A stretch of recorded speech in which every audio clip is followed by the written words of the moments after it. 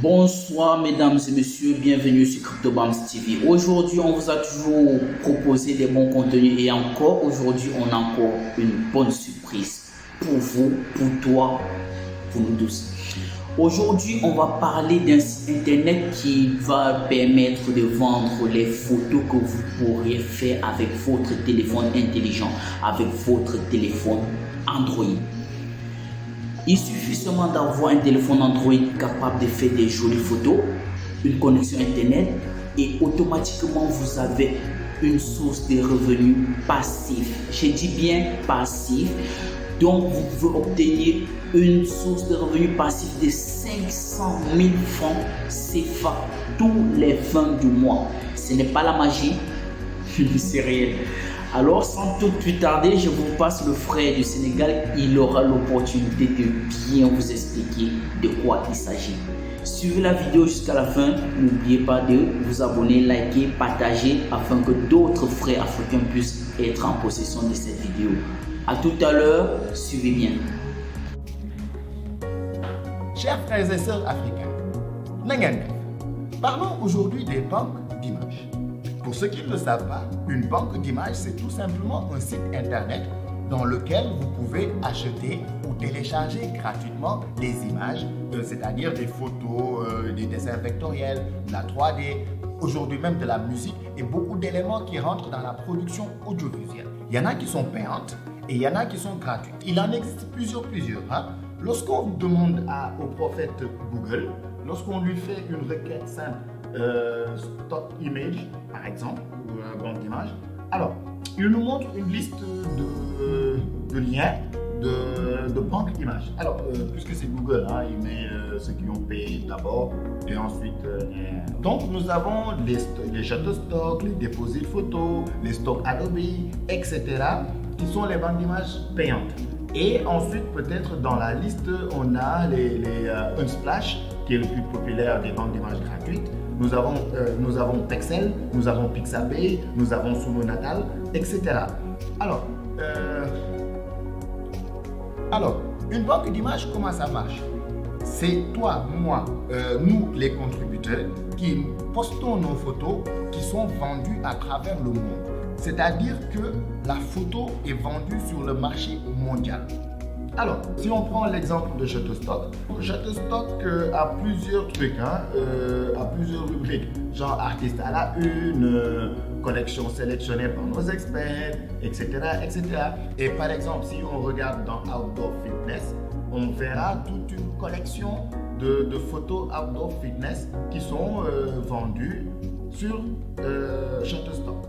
Alors, pour info, on regarde les tarifs ici. On verra que, par exemple, si on est client de Shutterstock, je dis client, celui qui vient acheter. Celui qui vient acheter pour télécharger 10 photos paye $49 US par mois. Ce qui lui fait ce qui lui revient à $4,9 la photo. Quand on est débutant, quand on démarre, pour une photo vendue à $4,9, Shutterstock te reverse $0,25. Mais Shutterstock marche un peu comme YouTube. C'est plus tu as de photos, plus tu as de téléchargements, plus tes gains augmentent. Mais c'est vraiment basé sur la quantité. Si on regarde par exemple Getty vend ses images à $499, presque $500. Et bon, alors je ne sais pas combien il reverse en termes de revenus sharing, mais le propriétaire de la photo perçoit son petit pourcentage. Et dans ce pourcentage-là, dans la transaction de la vente, avant tout, il faut savoir que l'État américain prend 30%. Maintenant, le partage, comment ça se fait entre Getty et toi, ça vraiment pour le moment, je ne sais pas. Parce que moi personnellement, ce sont mes photos qui sont sur Shutterstock qui sont les plus vendues. Je fais plus de ventes sur Shutterstock et j'ai jamais rien vendu sur Getty Image ou sur Adobe Stock. Alors, pour comparaison aussi, Adobe Stock vend une photo à $79 et il te reversera une petite quantité lorsque la photo sera vendue. Après cela, donc, nous avons les banques d'images gratuites, les Unsplash, qui est la référence aujourd'hui des banques d'images gratuites. Alors, on trouve des milliers d'images à travers le monde qui sont partagées gratuitement par les contributeurs encore une fois. Alors, ce qu'il faut comprendre, c'est que une banque d'images, c'est comme un réseau social, mais un réseau social utile où l'on poste, on offre gratuitement des créations visuelles que les autres utilisent à travers le monde. L'intérêt, c'est que ça sert d'outil de promotion. Par exemple, un simple blogueur peut utiliser une de vos images pour illustrer quelque chose. Et derrière, donc, vous avez une promotion, je dirais win-win. Parce qu'aujourd'hui, le blogueur, il n'a pas de quoi payer et peut-être toi, ta photo n'est pas encore vendue. Mais l'intérêt de vendre des photos dans une banque d'images, c'est qu'il existe ce que l'on appelle le revenu passif. C'est-à-dire qu'on crée une œuvre artistique, peu importe le domaine d'art. On crée une œuvre une seule fois dans notre vie et jusqu'à notre mort, et à 90 ans après notre mort, ou même plus, on est toujours payé par rapport à cette œuvre-là. C'est ça qu'on appelle le droit. Et nous, en tant qu'auteur, en tant que propriétaire de l'œuvre, nous avons le droit, nous avons la possibilité de les rendre payantes ou gratuites. Là, c'est vraiment un choix personnel. Par contre, ce qui n'est pas un choix, ce qui n'est vraiment pas une option, c'est que on doit obligatoirement s'inscrire dans une banque d'images et vendre ces photos là-bas à un niveau mondial, international. Pourquoi? De un, j'ai dit par rapport au revenu passif, ça c'est ce qui est un. Et de deux, en fait, les banques d'images payantes rejettent les photos. C'est-à-dire que ces banques d'images-là fonctionnent au nom international. Et aujourd'hui, quand vous postez votre photo et qu'elle ne rentre pas dans ces normes-là, les photos sont rejetées.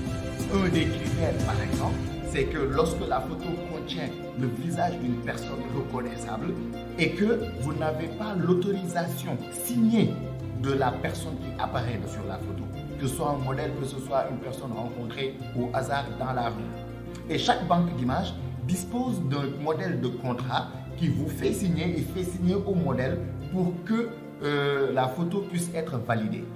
Et donc, je vous encourage, je vous exhorte, je vous prie d'aller vous inscrire dans Shutterstock parce que Shutterstock, lorsque Shutterstock rejette votre photo, il vous donne les détails de pourquoi votre photo a été rejetée. Et je pense que cela est une base pour commencer à travailler dans de la photographie à un niveau international, à respecter des normes internationales en photographie.